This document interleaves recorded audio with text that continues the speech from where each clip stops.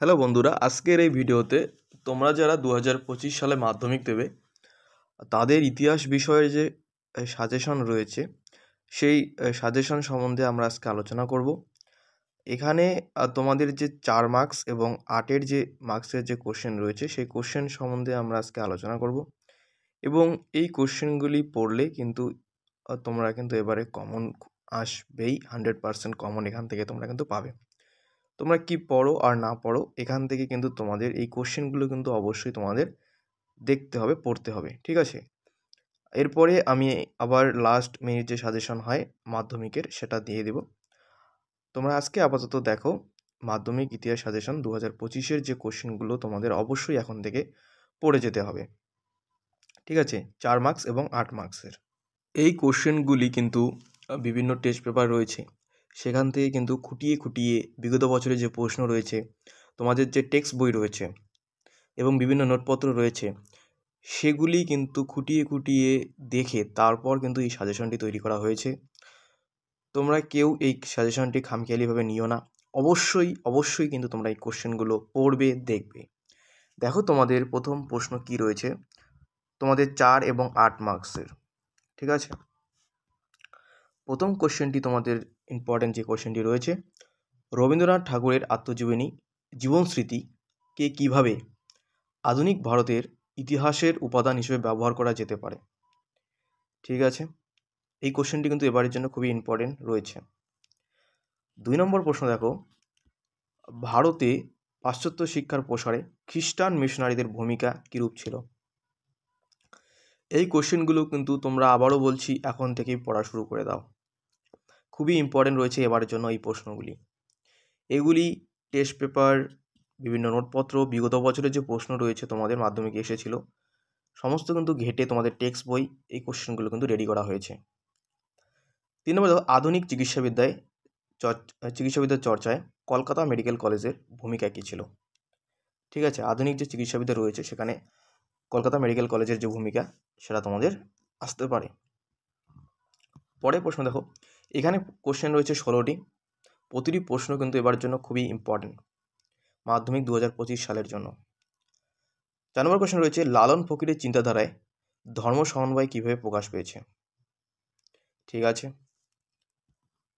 পরের প্রশ্ন দেখো, 5 নম্বর প্রশ্ন, নব্যব্যঙ্গ এবং ইয়ং বেঙ্গল আন্দোলনের সদর্থক এবং নৈরর্থক দিকগুলি ব্যাখ্যা করো। ঠিক আছে। পরের প্রশ্ন দেখো, ইম্পর্টেন্ট কোশ্চেন, এটা কিন্তু এবারের জন্য খুবই ইম্পর্টেন্ট কোশ্চেন রয়েছে। 19 শতকে বাংলার নবজাগরণের প্রকৃতি সম্পর্কে আলোচনা করো। 19 শতকে বাংলার যে নবজাগরণ রয়েছে সেটার যে প্রকৃতি রয়েছে সেটা কিন্তু তোমাদের পড়তে হবে। 7 নম্বরে দেখো, সন্ন্যাসী এবং ফকির বিদ্রোহের চরিত্র বিশ্লেষণ করো। এই কোশ্চেনগুলো কিন্তু টেস্ট পেপার ঘেটে ঘেটে ঘেটে ঘেটে কিন্তু এগুলো তৈরি করা হয়েছে, তোমাদের টেক্সট বই, নোটপত্র, বিগত বছরের প্রশ্ন, অবশ্যই কিন্তু তোমরা এই কোশ্চেনগুলো দেখবে। মাধ্যমিক 2025-এর জন্য খুবই ইম্পর্টেন্ট কোশ্চেন এগুলি। 8 নম্বর প্রশ্ন দেখো, বাংলায় যে ওহাবি বিদ্রোহের কারণ রয়েছে তার কারণ পড়তে হবে এবং যে প্রসার সম্পর্কে তোমাদের কিন্তু আলোচনা করতে হবে। ঠিক আছে, 8 নম্বর প্রশ্ন। 9 নম্বর প্রশ্ন দেখো, 1857 খ্রিস্টাব্দের বিদ্রোহের প্রতি শিক্ষিত বাঙালি সমাজের মনোভাব কীরূপ ছিল? 9 নম্বর প্রশ্ন। 10 নম্বর প্রশ্ন, বিজ্ঞান চর্চায় কলকাতা বিজ্ঞান কলেজ এবং বসু বিজ্ঞান মন্দিরের অবদান উল্লেখ করো। পরের প্রশ্ন, অহিংস অসহযোগ আন্দোলনের সময়কালে ভারতের কৃষক ও নারীদের আন্দোলনের বিবরণ দাও। এবারের জন্য কিন্তু এটা খুবই ইম্পর্টেন্ট কোশ্চেন। 12 নম্বর প্রশ্ন, ভারত ছাড়ো আন্দোলনের সময় ভারতে শ্রমিক আন্দোলন সম্পর্কে আলোচনা করো। ঠিক আছে। পরের প্রশ্ন দেখো, 13 নম্বর প্রশ্ন, বঙ্গভঙ্গ বিরোধী আন্দোলন ও ভারত ছাড়ো আন্দোলনে ছাত্রদের কীরূপ ভূমিকা ছিল? এবং এই পিডিএফটি যদি তোমাদের কারো লাগে বলবে, আমি পিডিএফটির লিঙ্ক ডেসক্রিপশনে আমি দিয়ে দেবো। ঠিক আছে। 13 নম্বর কোশ্চেন কী ছিল, বঙ্গভঙ্গ বিরোধী আন্দোলন ও ভারত ছাড়ো আন্দোলনের ছাত্রদের ভূমিকা কিন্তু তোমাদের পড়তে হবে। 14 নম্বর দেখো, দলিত অধিকার বিষয়ে গান্ধী এবং আম্বেদকরের বিতর্ককে তুমি কীভাবে ব্যাখ্যা করবে? এটাও কিন্তু তোমাদের এবারের জন্য খুবই ইম্পর্টেন্ট কোশ্চেন। 15 নম্বর কোশ্চেন দেখো, কাশ্মীর সমস্যা সম্পর্কে আলোচনা করো। শেষের চ্যাপ্টারের এটা কোশ্চেন। 16 নম্বর প্রশ্ন, ভাষার ভিত্তিতে ভারতের রাজ্য পুনর্গঠনের উদ্বেগ ও বিতর্ক সম্পর্কে কি জানো? তা লেখো। এই ছিল তোমাদের 16টি প্রশ্ন। এই কোশ্চেনগুলো কিন্তু তোমরা অবশ্যই দেখবে মাধ্যমিক 2025-এর জন্য।